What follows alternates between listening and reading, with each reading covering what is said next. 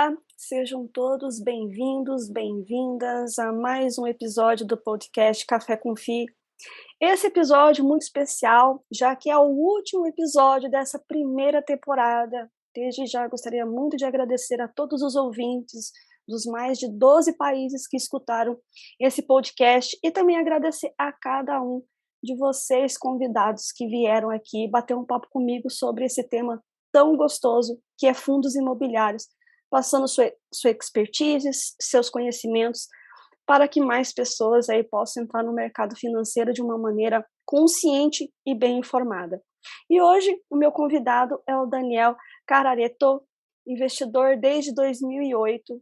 E eu já gostaria de agradecer imensamente por você ter aceito esse convite, né? Você que não sabia que esse era o último episódio aí do podcast 2021 do Café com Fi.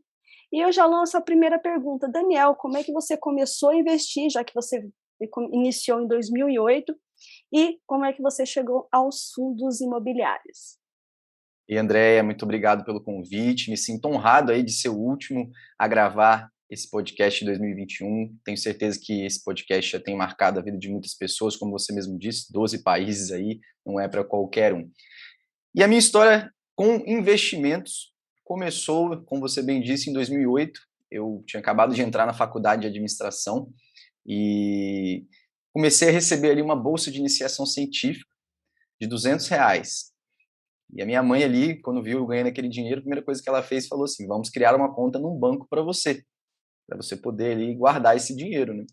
E aí a primeira ideia que eu cheguei quando vi ali no banco os investimentos, né? Quando ela me mostrou ali, ó, você pode investir em CDB, você pode investir na poupança. Naquela época ainda se falava assim poupança como se fosse uma grande coisa, né? E eu gostei muito ali naquela época do CDB, me foi apresentado pela gerente do banco e me falou ali, ó, você vai ter um CDB de 95% do CDI. Eu falei, nossa, que incrível, 95% de CDI, mas o que é isso? E aí eu pedi que me apresentasse, né, o que era aquele investimento e logo comecei a me interessar cada vez mais por entender sobre cada investimento disponível. Porém, naquela época, diferentemente de hoje, nós não tínhamos muito acesso às informações. Hoje nós temos redes sociais, internet de modo geral, canais de YouTube e os livros que cada vez menos têm sido utilizados. Naquela época eram as poucas opções que eu tinha disponível, né? E logo eu me interessei pelo livro do Gustavo Cerbasi, chamado Investimentos Inteligentes, e comecei ali a conhecer um pouco mais sobre os investimentos disponíveis, né? E na minha casa, sempre tivemos muito conservadorismo. Nós tínhamos certo medo de investir. Eu falo nós, mas eu me refiro aos meus pais, né? E, de certa forma, eu sempre fui meio limitado nessa parte. Por isso, por muito tempo, nessa minha trajetória como investidor, eu fiquei investindo apenas em renda fixa. Eu gosto de falar isso, até porque na época que eu investi em renda fixa, a renda fixa estava pagando ótimos retornos, assim como agora está tornando a pagar ótimos retornos. Então, a renda variável se tornava pouco atrativa, principalmente para investidores iniciantes. Então, hoje que nós ouvimos falar muito de ações, de fundos imobiliários e até de outros instrumentos muito interessantes, né, como são o caso de criptomoedas, naquela época pouco se falava. E é bom dizer, né, naquela época também a indústria de fundos imobiliários estava ali um embrião ainda, né, e poucos fundos imobiliários disponíveis. E nesse meio do caminho eu encontrei ali um site chamado Baster.com, não sei se algum de vocês que está aqui nos escutando conhece esse site, e ali eu comecei a acompanhar um pouco mais do que o pessoal falava sobre fundos imobiliários, sobre ações, e comecei a me interessar bastante sobre o assunto, até de fato começar a investir. Só que tem uma parte muito interessante dessa história, tá? Que eu acabei não contando. Assim que eu terminei a faculdade, ali em 2011, eu fui aprovado num concurso público, comecei a ganhar um salário bem bacana, só que em pouco tempo eu já estava insatisfeito. Não pelo salário, mas pelo que eu fazia.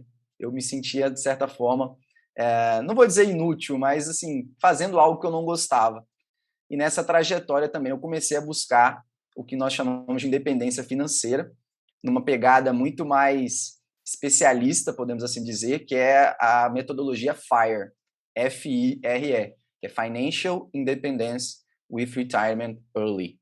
Em tradução bem simples, independência financeira com aposentadoria antecipada.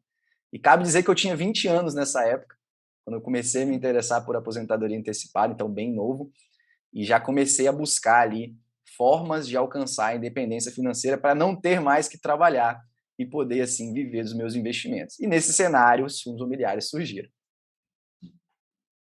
Muito bacana a sua trajetória e muito próxima do que aconteceu comigo. No caso, a minha mãe sempre falou assim: "Andréia, tudo que você ganhar na sua vida, você poupe no mínimo 20%, porque você não sabe o dia de amanhã, você não sabe o que que vai acontecer, eu posso faltar, o seu pai pode faltar, e daí como é que você vai conduzir, né, a as coisas? E você não sabe se você vai ter uma emergência ou uma urgência, então poupe 20% do que você ganhar". Então esse é meio que meu lema até hoje, em relação a tudo que eu ganho, 20% com certeza poupo, mas agora invisto em outros ativos, porque você vai aprendendo, você vai entendendo o que está acontecendo. Eu comecei mesmo a investir em 2017.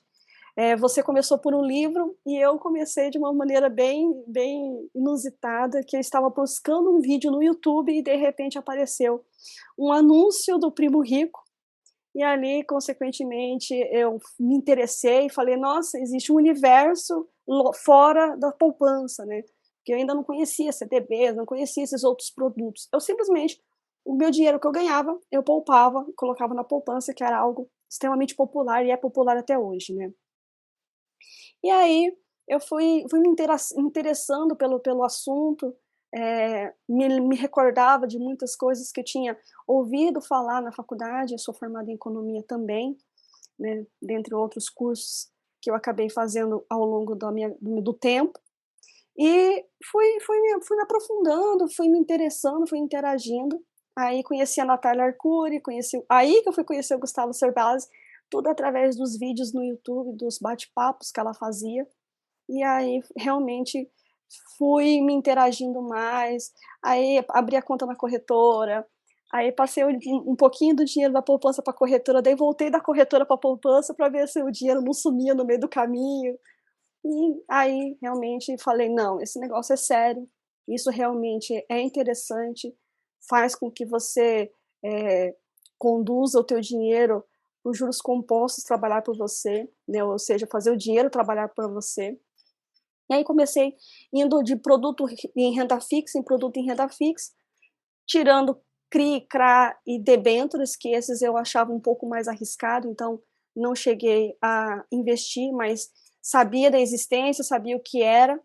E aí fui para renda variável, comecei por ações, porque, eh, lidava muito com empresas, né, eu também sou contadora, e aí eu falei: "Não, esse universo eu entendo um pouquinho mais", então fui lá, coloquei um pezinho, depois foi outro, fui entendendo as outras empresas, fui fazendo análise, até chegar nos fundos imobiliários. Muitos vão ao contrário, né, começa pelos fundos imobiliários por ser algo mais palpável, por tratar de shopping lá, ó, escritórios e tudo mais, e aí depois vão para as ações. Eu fiz o inverso.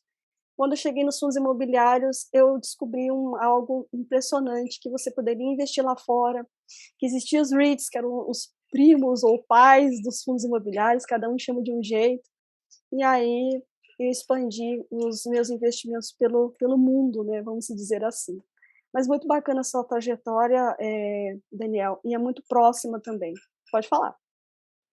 E é legal falar, né, que essa lógica que você falou do poupar, né, eu também tive bastante dentro de casa, né, e pega até uma questão educacional que a gente sente muita falta. Eu falo muito sobre isso nas minhas redes sociais, principalmente no Instagram, que a gente reclama muito da questão educacional do Brasil e culpa muito os nossos governantes por não termos educação financeira, mas eu acho que boa parte da educação financeira deve ser responsabilidade dos pais. E agora eu até sou pai, então eu posso falar isso, que eu tenho essa preocupação hoje de passar isso em frente, e eu recebi isso dentro de casa. Então, apesar de ter começado a ganhar dinheiro ali a partir dos 18, 19, 20 anos, de fato, eu já tinha recebido educação financeira suficiente para saber que deveria poupar, que deveria futuramente investir, né? É lógico que os nossos pais vão falar para você investir em terreno e imóveis, né, apenas. E os fundos imobiliários atendem parcialmente isso, né, já que também são investimentos em imóveis, né, e temos também investimentos em recebíveis imobiliários.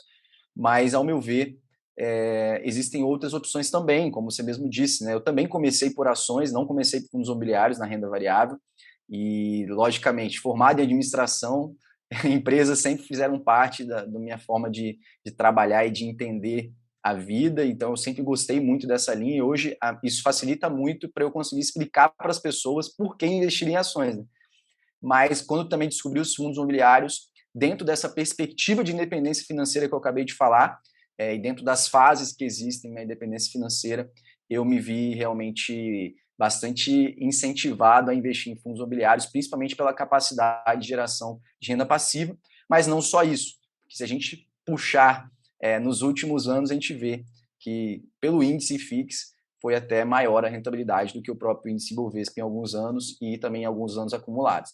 Então, isso me mostrou que, mesmo numa etapa de acumulação de patrimônio para uma independência financeira, investir em fundos imobiliários são um ótimo negócio no Brasil e não podem ser ignorados.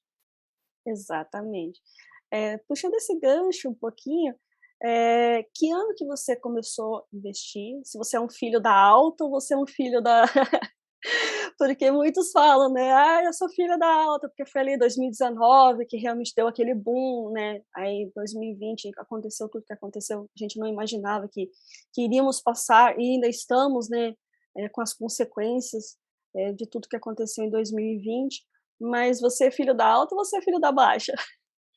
Eu sou filho da Baixa e sou filho de uma época em que nós tínhamos poucas opções, né? Os monoimóveis ainda existiam e eram até preponderantes, né, no mercado, poucos investidores, poucos bilhões ali investidos ainda no mercado, né? Hoje nós estamos cada vez crescendo mais, as captações cada vez mais frequentes. Então, assim, realmente a gente se viu num momento bastante de estudo, né? E hoje a gente vê realmente como está mais acessível para o investidor os relatórios gerenciais muito mais estruturados, com muito mais informações, a própria diversificação dos fundos imobiliários, tudo isso permite que o investidor, mesmo entrando agora, no momento que até os fundos imobiliários oferecem certas oportunidades, podemos assim dizer, eles conseguem analisar aquilo que é o joio e aquilo que é o trigo, né? Eu gosto de usar essa analogia, né? Aquilo que realmente é bom de se investir e aquilo que não é tão bom. E quando a gente não tem muita informação no mercado, a gente acaba, por vezes, fazendo maus negócios. Isso vale para qualquer tipo de investimento, até para o investimento quando você vai comprar um imóvel na sua vida física particular, né, um imóvel físico, até mesmo quando você vai comprar um carro, né, vai comprar algum outro bem, se você não tem todas as informações, você acaba às vezes fazendo maus negócios. Isso também não é diferente para fundos imobiliários, para as ações. Então, cada vez mais a transparência que vem acontecendo, o movimento dos gestores de cada vez mais repassar as informações, né, a própria questão das cobranças das taxas, que estão ficando cada vez mais claras também para o investidor, os benchmarks, tudo isso tem sido muito importante para a indústria de fundos imobiliários evoluir. E, logicamente, né, a Selic ter ido a 2% trouxe muita gente para investir em fundos imobiliários. Alguns já estão saindo, podemos comentar sobre isso um pouco mais para frente, né? Infelizmente, talvez por não terem entrado com a base necessária, mas muitos chegaram e chegaram para ficar, e não fosse à toa, eu até estava olhando um post seu, que nós estamos batendo recorde atrás de recorde de investidores em fundos imobiliários. Exatamente. É um ciclo de alta, né, de investidores que nós tivemos um boom, vamos dizer assim, de 2019, né, para cá. Eu imagino, né, hoje a gente fala em monoativos e até algumas brincadeiras, porque nós temos aí casos emblemáticos, né, que até hoje eles fazem o maior sucesso, porque não entendemos por que está em alta, sendo que nós sabemos também o problema que está por trás daquilo ali, mas enfim, né, é algo que os investidores ainda têm que amadurecer, essa questão mesmo de comparativo, como você falou, né, você que veio desses monoativos e foi vendo a indústria crescer, né, esse universo mudar, os gestores, até conversei com alguns convidados em off, e eles falavam: "Nossa, você não conseguia conversar com o gestor, eles eram muito fechados, eles não realmente não falavam o que iam fazer, as alocações eram muito demoradas, poucos ativos", enfim. E hoje eles vêm a público, conversam, explicam o que está acontecendo. Eu acho que isso é muito importante para fomentar essa indústria, né, Daniel? Sim, eu fiz uma live com o Baroni em 2019, se eu não me engano, inclusive um abraço para o professor Baroni, e naquela época ele já comentava como a gente evoluir rápido e cada vez mais rápido a indústria, né? E hoje nós temos visto cada vez mais setores que nós temos abrangido dentro dos fundos imobiliários, nós temos visto cada vez mais as pessoas se interessando por estudar diversos setores, né? Às vezes só se falava de um setor, só se falava de fundo de tijolo antes. Agora, né, com a alta da inflação, cada vez mais as pessoas falam de fundo de papel e fundo de papel e fundo de papel, coisa que muitas pessoas tinham até medo e falavam que era especulativo, que era uma coisa muito, vamos dizer assim, fora daquilo que o investidor de longo prazo devia buscar, e isso mostra um amadurecimento da indústria, né? Realmente as pessoas conseguem enxergar o papel de cada fundo imobiliário dentro da diversificação e como você pode montar um portfólio robusto e seguro ao mesmo tempo para ter ali os seus investimentos. Então é muito bacana ver como a indústria está evoluindo, como os investidores estão amadurecendo e, sem dúvida, isso que você falou, a transparência, a proximidade com os gestores, tudo isso tem colaborado bastante. Inclusive, né, já aproveitando esse gancho, né, como é que você viu esse cenário de 2021, né? Tem alguns setores, né, como o primeiro que você falou, que é recebíveis, alguns de tijolos, como lajes corporativas, os shoppings, e mesmo os FOFs, né, que andam sofrendo, coitadinhos, porque justamente eles investem em outros fundos. Então, se aqueles fundos que eles estão investindo também não estão performando muito bem, né, em termos de valorização de cota, consequentemente, acabam ali também influenciando no fundo. Como é que você tem visto tudo isso? Excelente pergunta. Ao meu ver, nesse ano todos os fundos imobiliários acabaram sofrendo um pouco, né? A gente tem visto isso bastante aí, esse reflexo nas cotações, mas eu passei o ano de 2021 bem atento, principalmente aos fundos de logística, né? Os galpões logísticos, que são fundos que eu sempre gostei bastante, né? Tive um certo carinho especial e que em 2020, né, a gente viu devido à pandemia, muitos e-commerces acabando demandando mais os galpões logísticos e, ao meu ver, é uma indústria que só tende a crescer, tá? Essa parte do varejo, e-commerce, isso, sem dúvida, favorece os galpões logísticos. E com a queda de muitos fundos de galpão logístico na cotação, eu vi, por diversos momentos, a oportunidade de reforçar o aporte. Só que o que a gente viu agora no segundo semestre é que muitos deles continuaram caindo, né? Então eu já via oportunidades interessantes antes mesmo ali de julho, que foi aquele momento que a gente teve quedas mais acentuadas, mas continuei vendo. E eu sempre tenho como filosofia de aportar naquilo que eu acredito que está mais interessante no momento, tá? Lógico, tentando manter uma certa diversificação, mas, por exemplo, considerando os fundos de shoppings, que desde o ano passado, desde 2020, já estavam descontados, e os fundos de lajes corporativos, que também estavam descontados, e considerando que a pandemia ainda não havia acabado, e não acabou ainda, né? Apesar da vacinação ter avançado bastante, ainda há certos temores a respeito disso. Então, eu preferi, em vários momentos deste ano, investir muito mais em galpões logísticos do que mesmo em shopping centers e lajes corporativos, que eu também acredito que estavam bem descontados e muitos ainda estão descontados. Porém, agora, né, já com o avanço da vacinação, né, de certa forma, uma redução desse temor aí, não, eu sempre digo que não há mais o elemento surpresa da pandemia que houve lá em fevereiro, março de 2020. Então, agora, tudo que vier, acredito que será muito menos impactante nos investimentos do que já foi. Então, acredito que agora já se torna um pouco mais interessante. Vou retornar ou aumentar os aportes em fundos de shoppings e fundos de lajes corporativos. Eu acho que agora, cada vez mais, a gente tem visto essa retomada aí desses setores, as pessoas voltando aos seus trabalhos, os shoppings voltando a se encher, porque no Brasil cabe ressaltar que shopping center não é apenas para compra. Eu sempre bato muito nessa tecla que as pessoas às vezes têm dificuldade de entender isso, né? E da onde vem também a receita de um fundo imobiliário de shopping center, né? Cabe dizer isso. Então, se a loja está ganhando dinheiro, o fundo está ganhando dinheiro, se o estacionamento está ali, o fundo está ganhando dinheiro e você está ganhando dinheiro. Então, isso tudo é muito interessante, uma ótica de investimento. E, por fim, né, o que você falou, né, os fundos de papel, e a gente até comentou aqui, ao meu ver, eles estão num momento épico, né?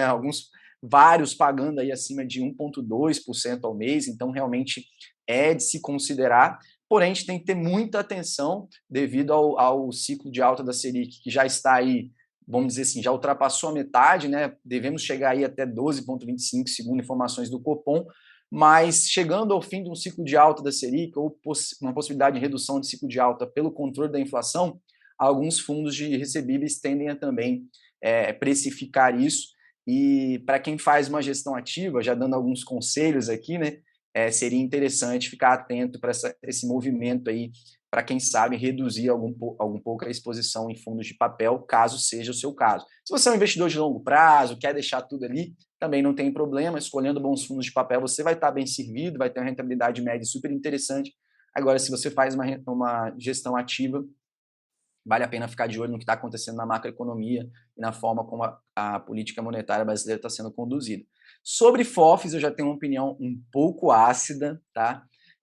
Apesar de ser um investidor há algum tempo, eu particularmente não tenho lançado mão de FOFs, nem na minha diversificação, tá? Acredito aí que essa estratégia de ganho de capital e de confiar em gestor para fazer essa mudança, essas compras e vendas dentro da sua carteira, não é algo que me agrada. Eu já tive fundos de investimento em ações, já tive outros fundos de investimento multimercado, e eu particularmente tive experiências muito ruins com fundos de investimento, justamente porque os gestores às vezes se mostram e se vendem como grandes especialistas e nem sempre fazem excelentes negócios. É lógico que existem, como em todo o mercado, aqueles que são fora da curva, que vão fazer ótimos negócios e vão entregar excelentes resultados, mas particularmente eu prefiro não apostar nisso, tá? Eu gosto mais de eu mesmo fazer minha gestão, isso sem falar da questão de sobreposição de taxas e todas as questões que a gente já está pacificado no mercado e sabe como é que funciona.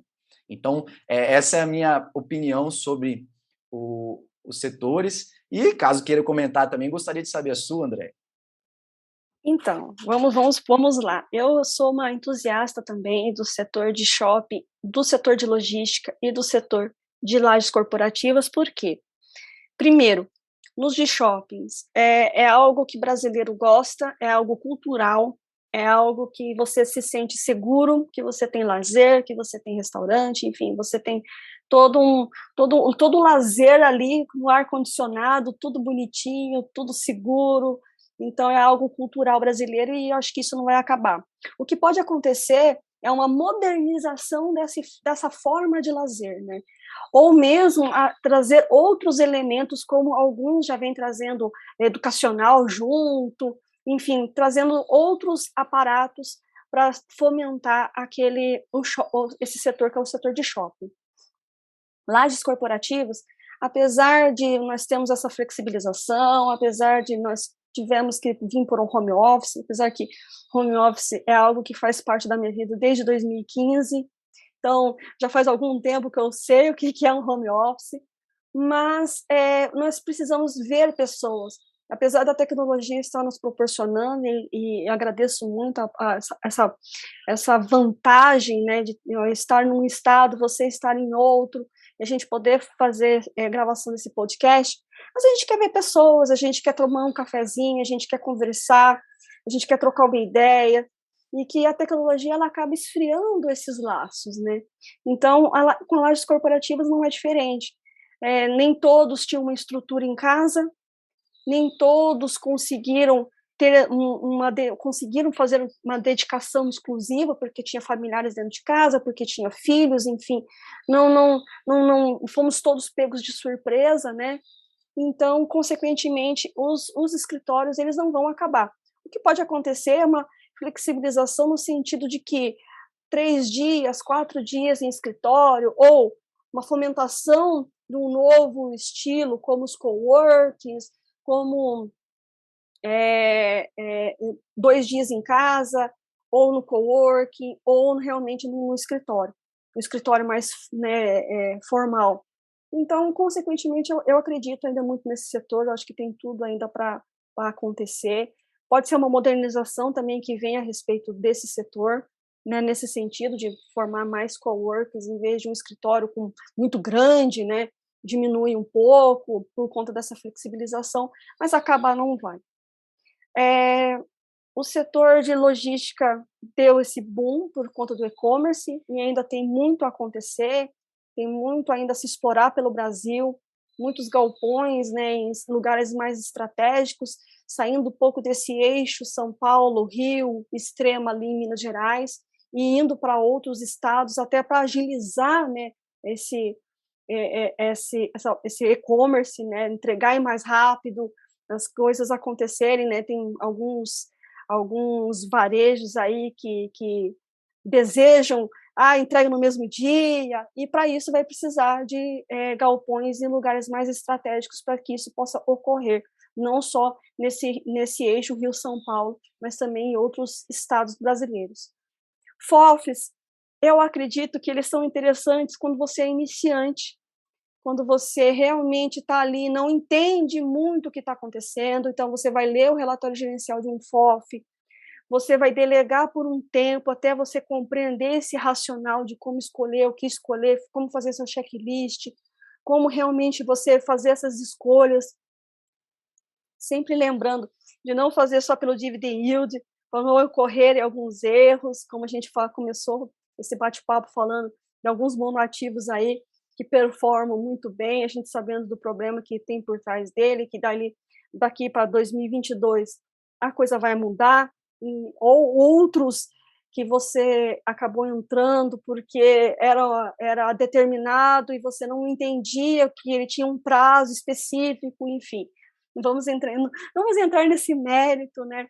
Mas os FOFs, eles são realmente interessantes para que você possa compreender o segmento, compreender o que o gestor quer passar, como ele passa, se é o que é ativo, o que é passivo, por que escolher aquele, por que não escolher aquele, o que realmente é interessante ou não naquele tipo de ativo.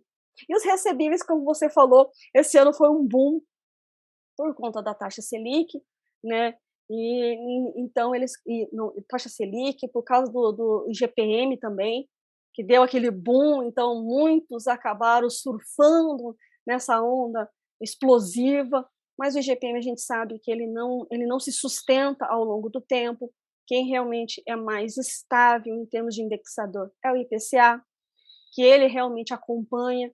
Então, consequentemente, os recebíveis, eles estão performando bem, continuam ainda tendo essa boa performance, mas é sempre bom, como você falou, fazer um acompanhamento, entender, observar a macroeconomia, a importância da macroeconomia nos fundos imobiliários, porque é um setor que está diretamente ligado, né, é um dos mais fortes nesse sentido.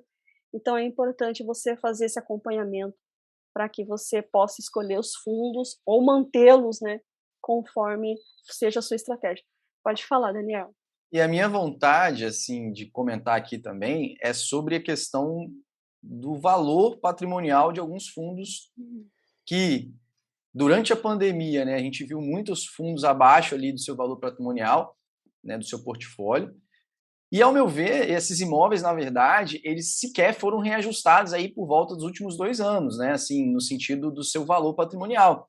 E pode ser que permaneça assim por algum tempo, mas a tendência, ao meu ver, é que os imóveis eles acabem sendo reajustados, seus valores ali a partir de 2023 ou 2024, assim que a economia retome a sua trajetória que estava vindo em 2019 e início de 2020, né?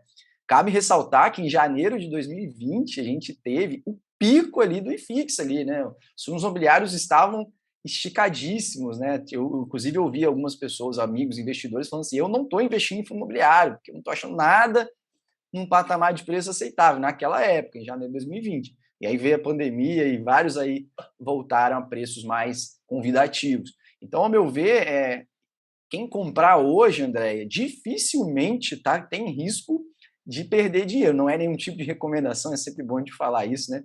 E para quem está começando e está ouvindo esse podcast, a minha recomendação é que você faça como eu fiz, né? Comece com pouco dinheiro, você vai errar, tá? Principalmente se você nunca teve experiência com o mercado imobiliário, provavelmente você vai se deparar com vários novos conceitos, termos que você nunca ouviu falar.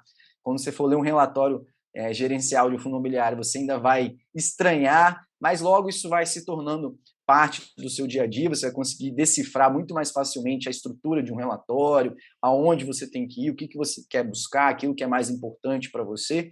Mas até isso acontecer, de fato, o ideal é que você entre com pouco dinheiro, mas já deixando aqui a minha opinião, quem entrar agora vai pegar provavelmente esse boom aí, caso a economia retome, que é o que todos nós esperamos, até no cenário mais otimista, né? A gente quer que volte a crescer o nosso país, e crescendo, logicamente, o setor imobiliário vai junto.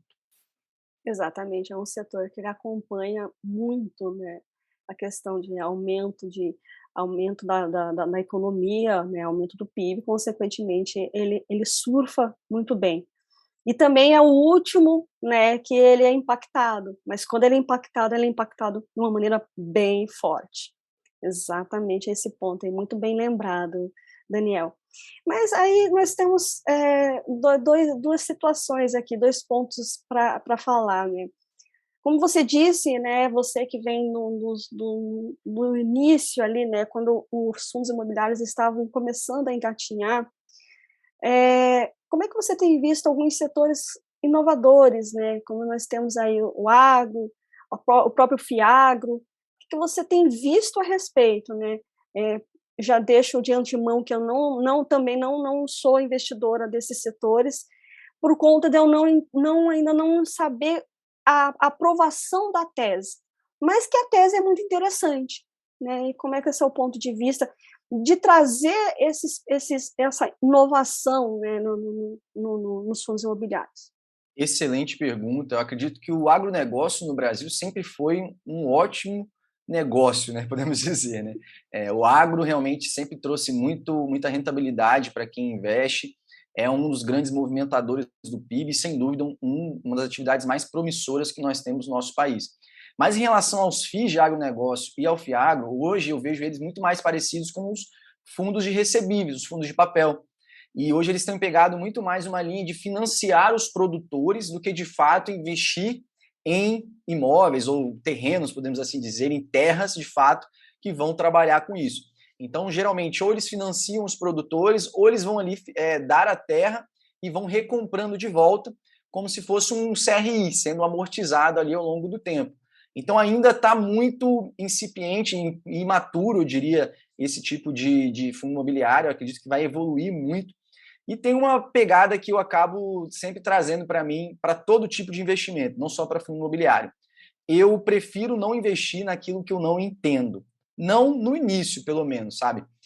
Porque eu acho que sempre quando você está em déficit de informação, você está realmente com menos informação do que aquela pessoa que está te oferecendo aquele investimento, você sempre tende a ter uma assimetria de informação. Esse conceito eu aprendi muito novo na faculdade, eu trago comigo até hoje.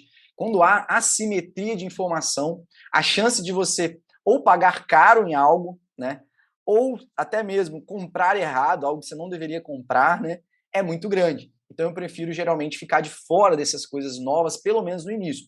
Foi assim até com criptomoedas, né? Me arrependo um pouco, quem não se arrepende, né?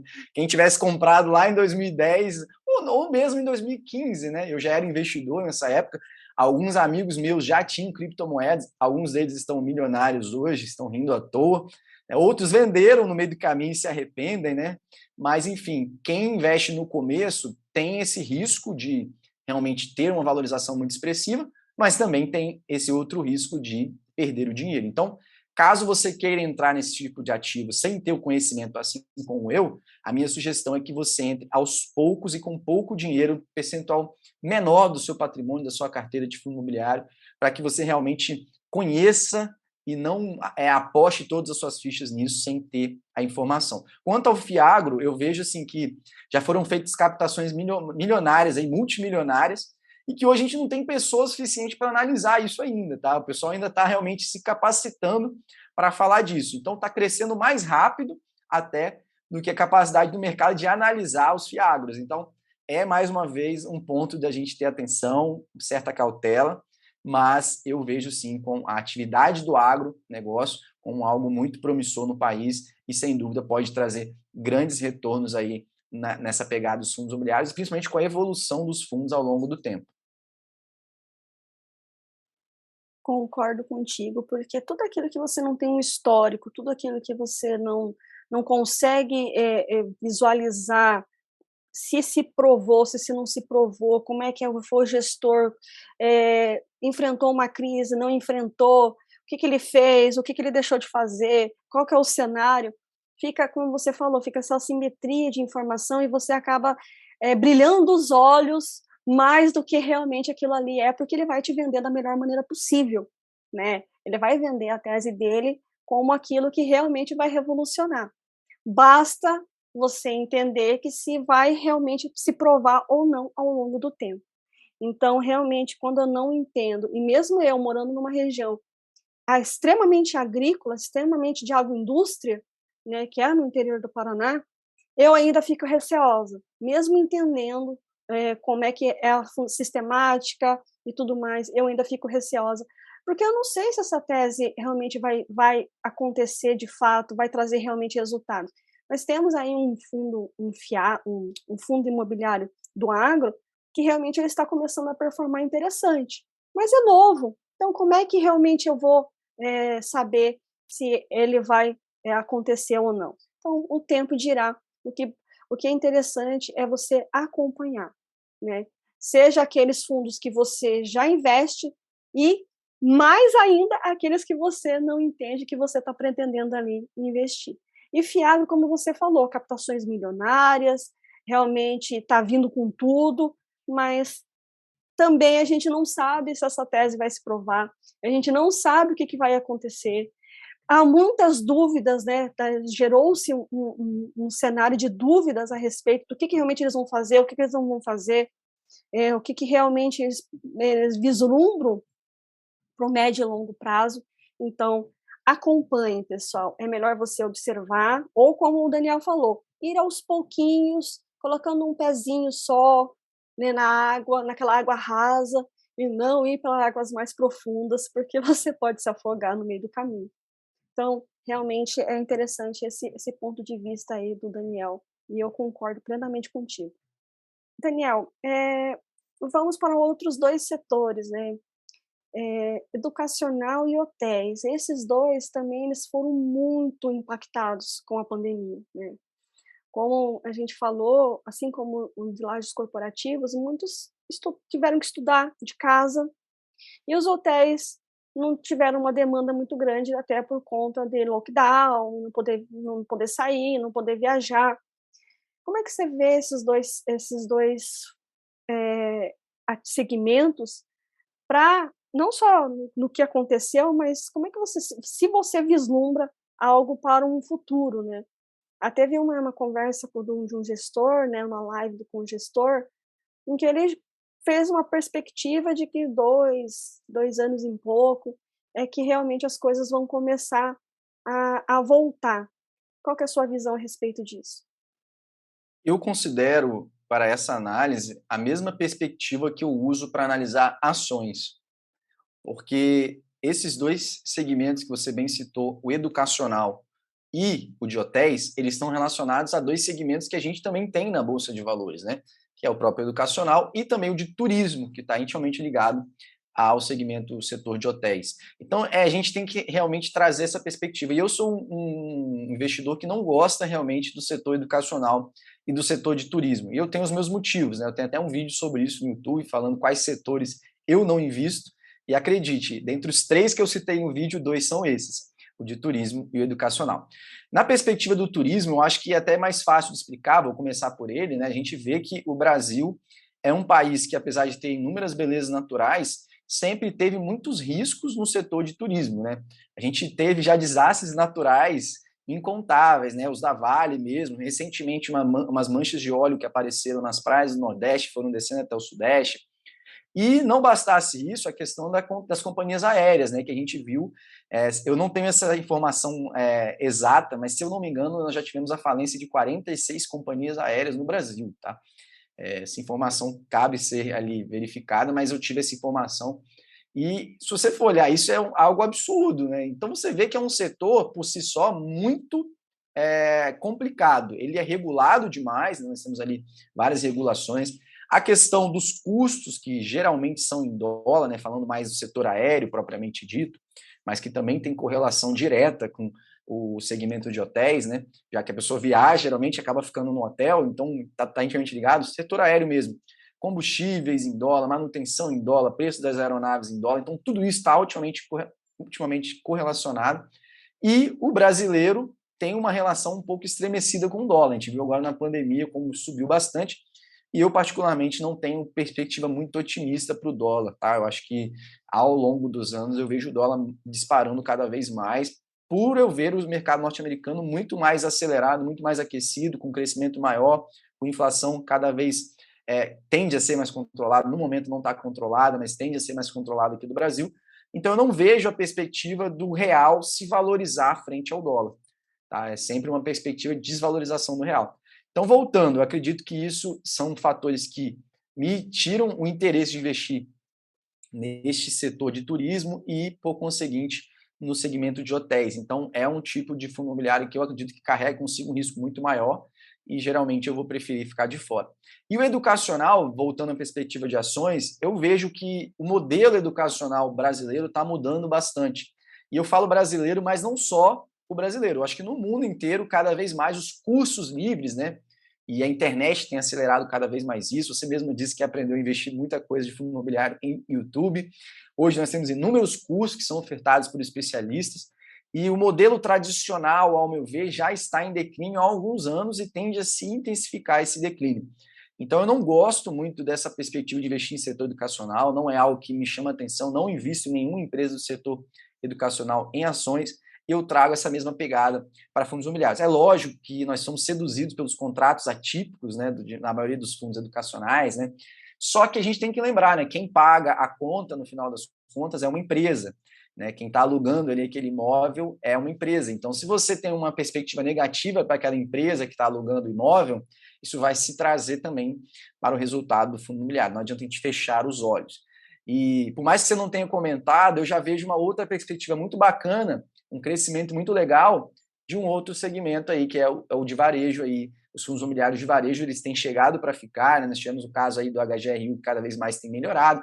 O próprio fundo RBVA, né, se não me engano, que era um fundo que tinha agências bancárias, acabou se modificando um pouco. Isso tudo tem trazido novas perspectivas. Então, eu particularmente, eu sou muito mais entusiasta do setor de varejo do que propriamente desses dois que você citou. Acabei falando um pouco a mais, mas eu acho que é sempre válido, né? Não, muito bom a sua perspectiva, eu concordo, realmente. O educacional ele precisa se modernizar no sentido de ensino mesmo, né? Eu sou uma entusiasta de que a modernização venha e que venham disciplinas e que venham modos de você ensinar de uma maneira que realmente traga para a prática, né? Não só para a teoria, como a gente aprende na faculdade. Garanto que você na sua faculdade também foi muito mais teórico do que realmente prático, e quando você vai para a prática, você vê que realmente você não sabe muita coisa e que você tem que correr atrás disso. Então, o setor de hotéis, como você falou, ele está muito ligado à questão de turismo, ou mesmo a questão dos business, né, que tinha alguns muito focados, né, tem alguns muito focados nessa questão e que vão precisar se reestruturar. E a questão da nossa infraestrutura, né, esse dado eu não sabia em relação às companhias aéreas, foi muito interessante, depois eu vou até dar uma olhada a mais, eu sou entusiasta de avião, amo setor aéreo, e realmente, nossa infraestrutura aérea é muito complexa, que você tem que ir para certos lugares, a conexão e tudo mais, e que você poderia ser algo tão mais prático, tão mais fácil e tão mais rápido, né. Mas enfim, não vamos entrar muito nesse mérito, mas que realmente, nossa infraestrutura precisa melhorar, como você falou, essa questão do turismo, de desastres, ecológicos, o próprio incentivo a certos lugares de turismo, que são pouco explorados e que, ao longo dos anos, vêm pelejando para que realmente a coisa aconteça. Então, é um setor que teria muito, porque nós temos belezas naturais, mas se a nossa infraestrutura tivesse bem montada, se nós tivéssemos acessos muito mais rápido, tanto aéreo como terrestre, né, não dependemos pura e simplesmente da malha rodoviária, e sim da ferroviária, a título de exemplo. Como eu falei, a própria aérea, que você tivesse pontos mais fáceis e mais rápidos e não precisasse, ou tem que ir a São Paulo, ou tem que ir ao Rio, ou tem que ir a Brasília para depois voltar, entendeu? Enfim, você tem que fazer essas pontes que, particularmente, eu não compreendo, e que você poderia aí fomentar, né, esse turismo mundial e ganhar muito mais do que alguns lugares que a gente escuta falar. Mas enfim, são só opiniões aí a respeito. Como você falou, né, eu acabei me estendendo, mas que acho que é muito bom pontuar aí e fazer com que as pessoas reflitam também sobre esses assuntos. Daniel, nós estamos chegando ao final desse podcast. Desde já agradeço imensamente aí você ter aceito esse meu convite. É sempre muito bom aí, quando o papo flui, a gente nem vê a hora passar. Gostaria que você deixasse uma mensagem final para os nossos ouvintes e as suas redes sociais para o pessoal te acompanhar. O teu trabalho é muito, muito, muito bacana. O seu jeito bem-humorado de trazer ali as informações. Acho isso bacana, acho isso importante para você trazer leveza no conteúdo. Desde já, muitíssimo obrigado. E que venha um 2022, né, Daniel? Maravilhoso aí, não só para nós, mas para todos os ouvintes. André, me sinto lisonjeado mais uma vez de ter recebido esse convite e feliz de estar aqui com toda a audiência, participando com você e dizer, né, que estamos disponíveis aí em todas as plataformas, né, Instagram, que é o Instagram @meudinheiroativo, tá? O YouTube, o mesmo nome, Meu Dinheiro Ativo. Também estamos no Twitter, tá? Meu Dinheiro Ativo, no TikTok. Então, assim, onde você quiser encontrar a gente, você vai conseguir. E lá no meu YouTube tem várias e várias aulas sobre fundos imobiliários, tá? Lives que eu deixo gravadas lá, como analisar o fundo imobiliário. Se você quer se aprofundar um pouco mais, um conteúdo um pouquinho mais técnico, que não foi muito foco aqui hoje, você vai lá, nós vamos debruçar um pouquinho sobre relatórios gerenciais, enfim, mostrar para vocês algumas análises na prática e também você vai poder entender cada vez mais. E, logicamente, acompanhe também no Instagram, que é onde eu posto diariamente ali informações, e a gente vai bater um papo muito legal, de vez em quando eu abro caixinha de perguntas, você vai poder mandar uma dúvida, e a gente vai estar sempre participando, né? André, mais uma vez, muito obrigado, 2022 muito bom, muito abençoado para nós, para os nossos investimentos, né? Que a gente ganhe bastante dinheiro, mas que, acima de tudo, que a gente tenha muita saúde, muita paz e muita felicidade. É isso aí, pessoal, que nós desejamos a todos. Mais uma vez, obrigada, Daniel. E, pessoal, até 2022 aí, voltamos com a segunda temporada do Café com Fim. Um grande abraço e até!